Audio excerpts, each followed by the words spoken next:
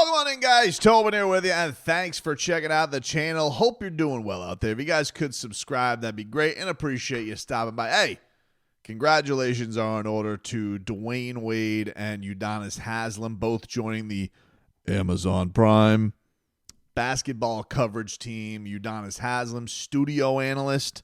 Dwayne Wade doing a little bit of both. Exciting to see that tandem together. I think that's going to be magical television. Candace Parker, Steve Nash on the broadcast as well. I believe they're getting Dirk Nowitzki as well. Pretty stacked crew for the Amazon. Getting that next generation. I saw Melo is going to NBC. Excited for the next generation of sports coverage and seeing what the NBA is going to bring. As much as I like, I like inside the NBA as much as the next guy. There's no, it's got its perfect gimmick, right?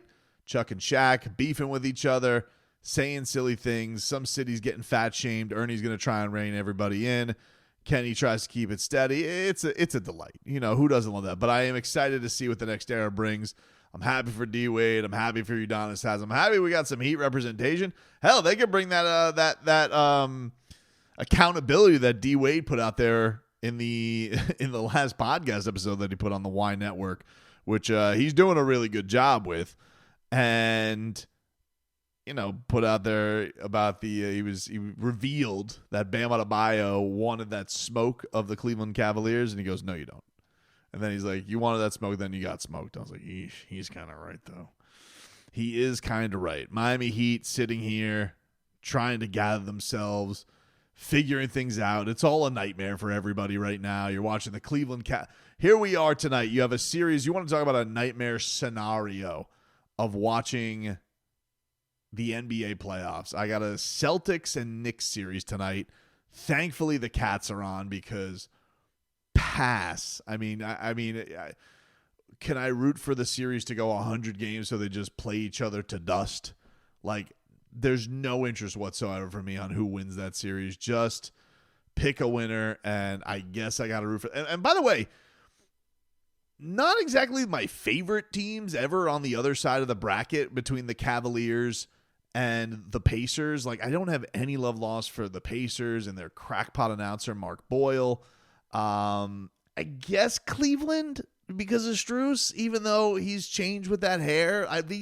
If you were to tell me, like, hey, I got to rank the most disliked teams that I have in the Eastern Conference, it would probably be these four teams outside of, like, Philadelphia because they're annoying.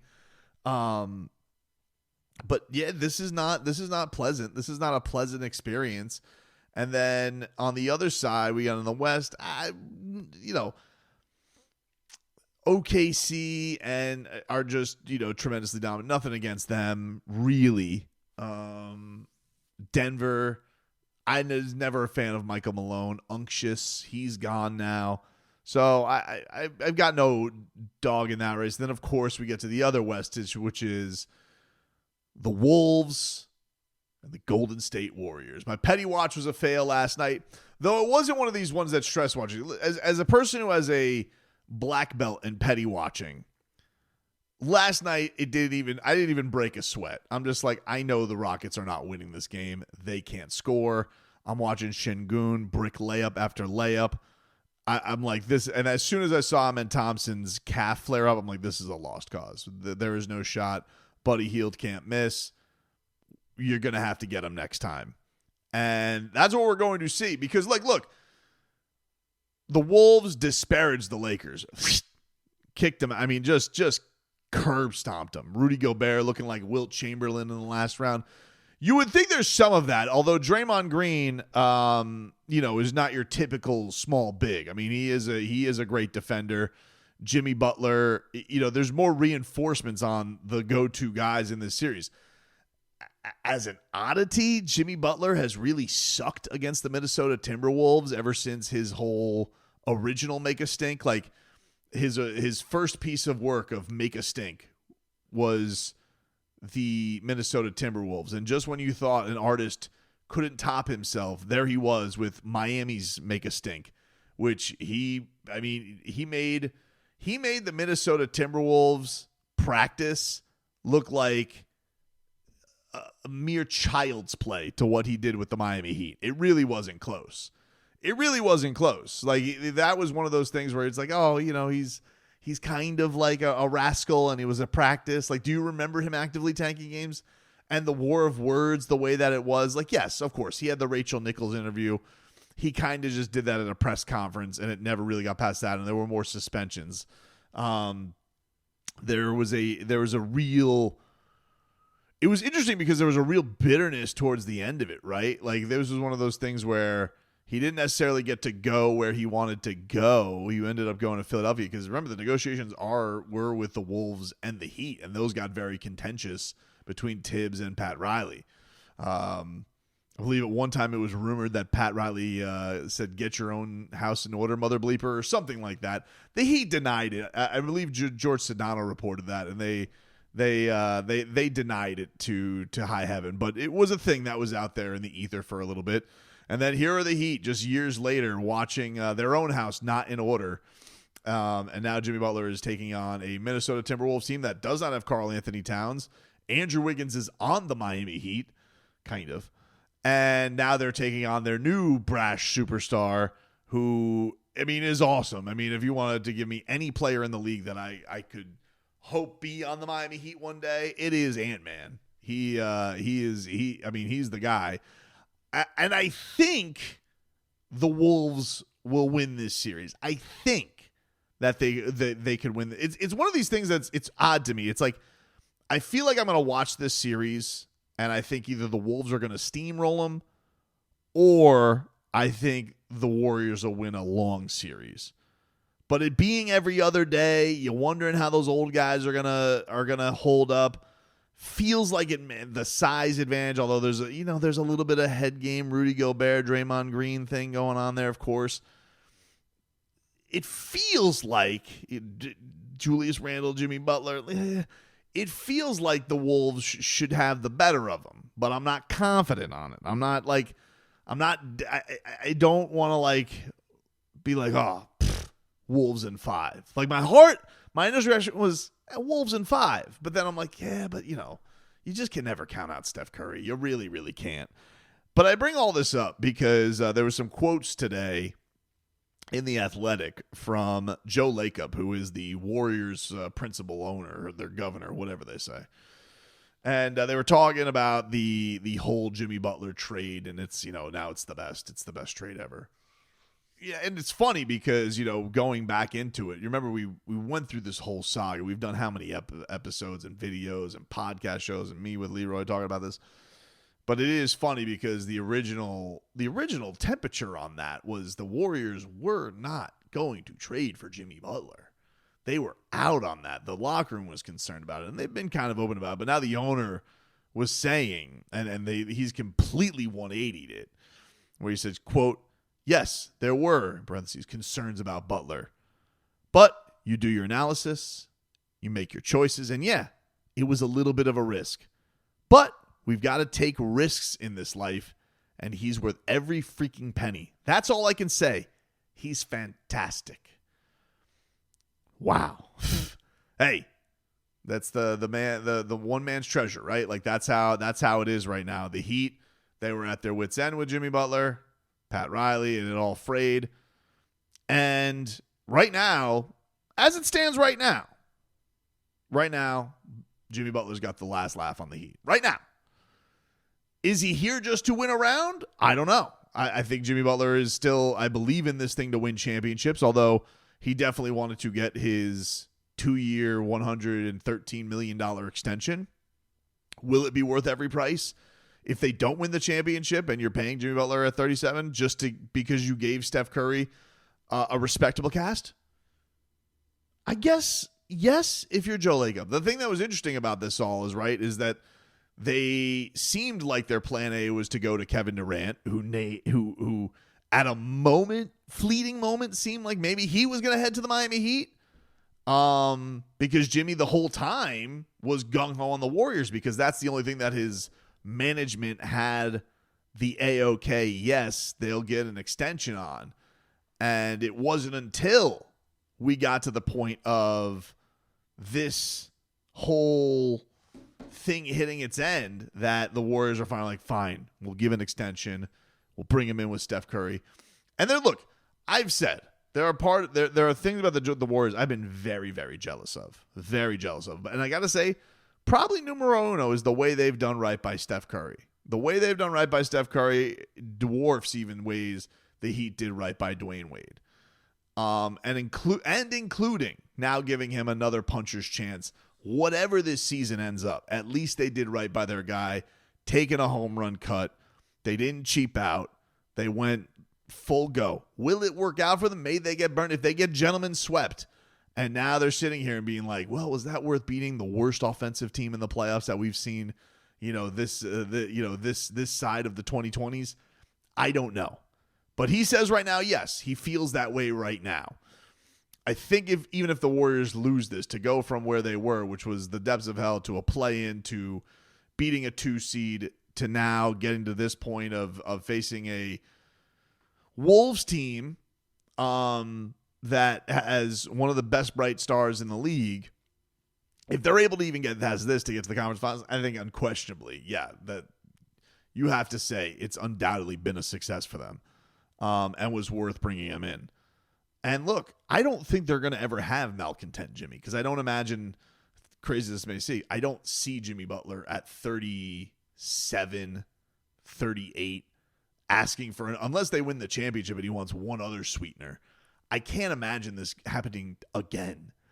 One would think. So they got Jimmy Butler fat, sassy, and ready to roll through the rest of his career. I think they'll get the best of Jimmy Butler. And you can see, look, he's right now doing all the Jimmy Butler things that he's happy about. He's replaced Max Strus with Buddy Hield. He's got all the jokey jokes.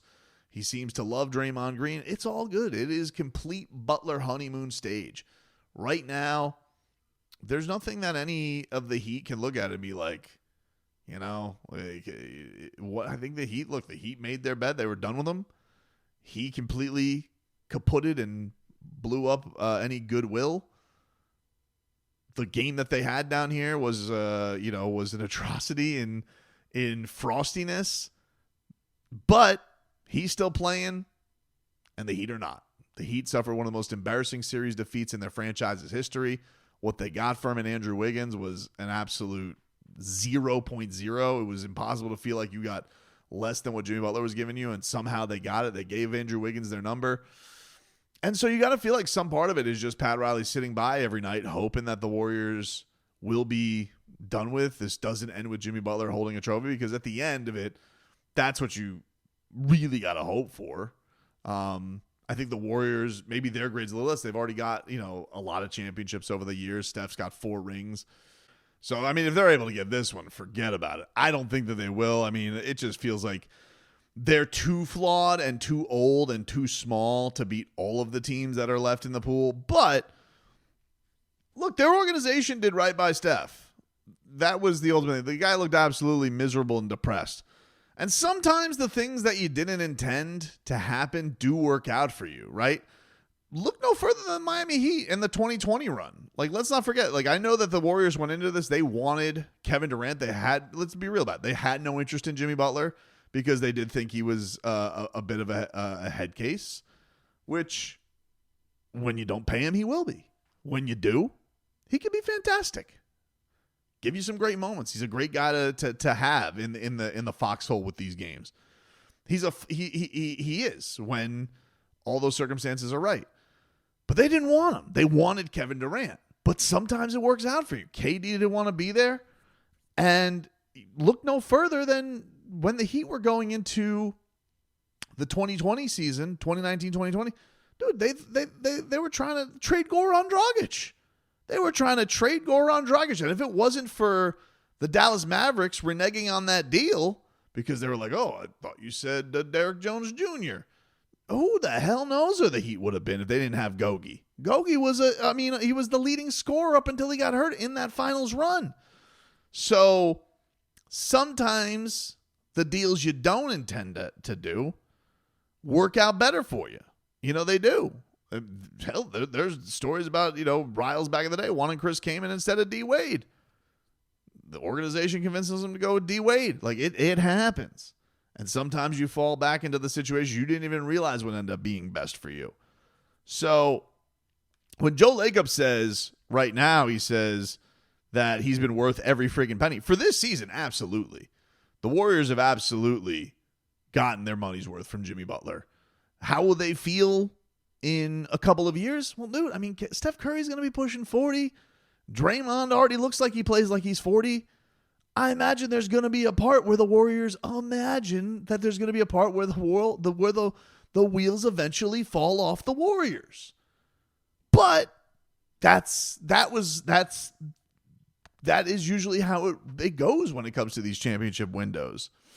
And the Heat have never been in the business of paying their guys into these elderly salaries.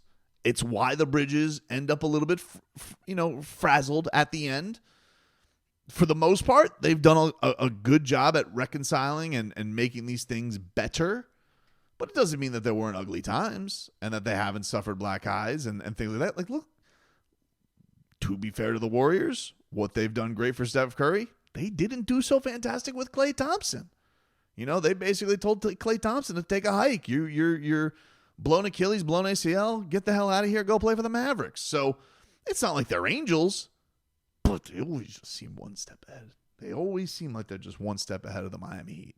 And so I bet you in Joe Lacob's mind right now that, yeah, he does feel like Jimmy Butler's worth every freaking penny, even if they get gentlemen swept this next round. And if they are able to beat the Wolves, then absolutely. But I'm not going to look. People have asked, like, Tobes, are you rooting for Jimmy? You're not rooting for Jimmy? Look, I got my teams that I'm rooting for Jimmy against. All right, I'm rooting for Jimmy Butler if he faces the Celtics and they faces the Knicks, dude. Then I'm going to be rooting for a Jimmy Butler ring, and that's the facts about it. Like, you ask, if you want to know the true answer, am I as dedicated to the Petty Watch as I have been?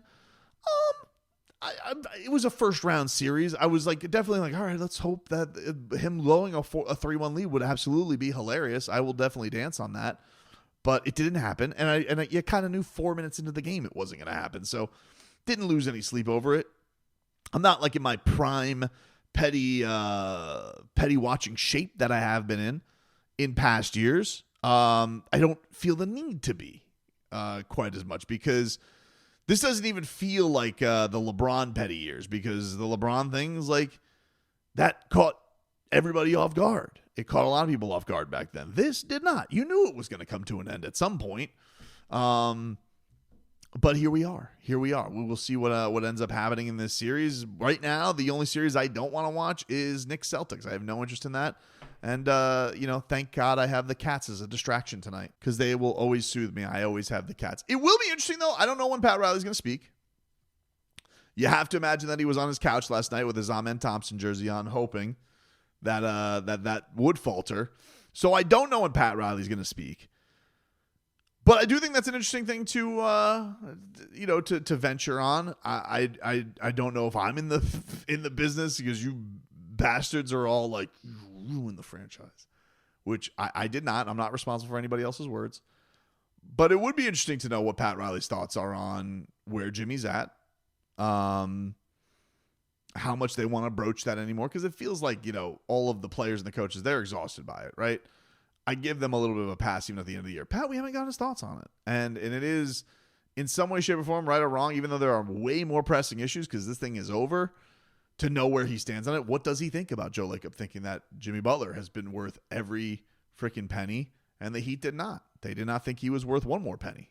They thought that he was worth what his contract was, and that was pretty much it. Maybe they would have talked extent, but you know what it is in this day, what he wanted. And so that would be an interesting thing to get the Godfather's thoughts on as this all rolls on. But we'll have to wait for whenever that time does come. Whenever we do get to the point where Pat Riley does speak to the media. But for right now, we just sit by and continue to watch everybody else do their postseason dance while I'm sitting here looking at sad Bleacher Report trades.